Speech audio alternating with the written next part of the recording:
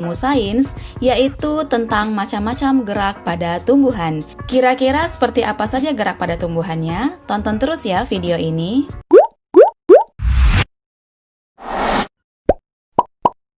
Salah satu ciri-ciri makhluk hidup adalah bergerak. Baik manusia, hewan, atau tumbuhan, semuanya dapat bergerak. Namun, pergerakan yang terjadi pada tumbuhan berbeda dengan gerakan yang dilakukan oleh manusia dan juga hewan. Jika manusia dan hewan dapat melakukan gerakan aktif, maka tumbuhan hanya bisa melakukan gerakan pasif. Gerakan pasif pada tanaman dapat terjadi setelah mereka mendapatkan rangsangan atau stimulus. Rangsangan tersebut berasal dari dalam dan luar lingkungan seperti air, cahaya, gravitasi bumi, bahan kimia, dan sebagainya. Berdasarkan dari sumber stimulasi, macam gerak pada tumbuhan dapat dibagi menjadi dua, yaitu gerakan endonomis dan gerakan esionom. Gerakan yang pertama yaitu gerakan endonomis. Gerakan ini adalah gerak pada tumbuhan yang disebabkan oleh pengaruh rangsangan yang berasal dari dalam tubuh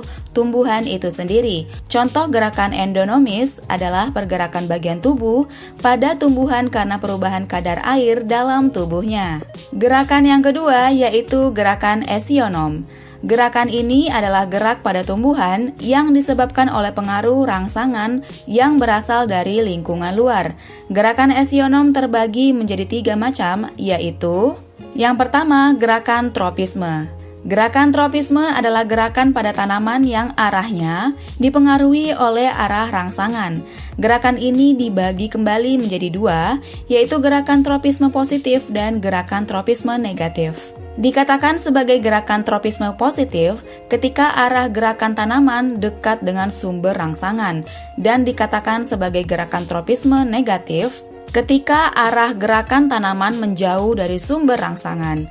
Gerakan tropisme dibagi menjadi 5 macam, antara lain sebagai berikut. Gerak fototropisme adalah gerak tanaman yang disebabkan oleh pengaruh rangsangan cahaya. Contohnya tanaman yang diletakkan di ruangan dekat jendela.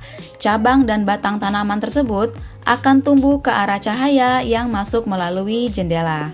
Kemudian gerak geotropisme adalah gerakan tanaman yang disebabkan oleh pengaruh rangsangan gravitasi bumi. Contohnya gerakan akar yang tumbuh secara vertikal menuju pusat bumi. Yang selanjutnya gerakan hidrotropisme, yaitu gerakan tanaman yang disebabkan oleh pengaruh stimulasi sumber air. Contohnya, gerakan ujung akar yang